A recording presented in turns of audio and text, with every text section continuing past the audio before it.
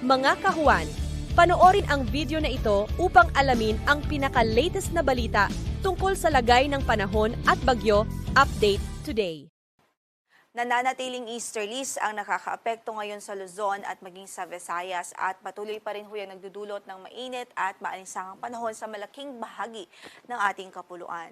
Based na rin po sa ating latest satellite imagery ay nakikita nga po nating maaliwalas ang papawuri sa malaking bahagi ng ating buong kapuluan at wala po tayong ngayong sustained na mga pag-ulan o yung mga widespread o halos maghapong pagbuhos ng ulan. Maliban sa mga localized, maliban sa mga isolated o yung mga pulupulong pagbuhos ng ulan, especially po sa hapon at gabi dahil po yan sa mga localized thunderstorms. Wala rin ho tayong bagyo o LPA na minomonitor ngayon sa loob ng ating area of responsibility. And at least in the next 24 hours, wala po tayong inaasahan. Gayun pa man sa ating forecast para sa araw ng bukas, posible pong makaranas ng mga pagulan ng malaking bahagi ng Mindanao at ilang bahagi ng Eastern Visayas dahil po yan sa inaasahang magiging epekto ng intertropical convergence zone sa bansa.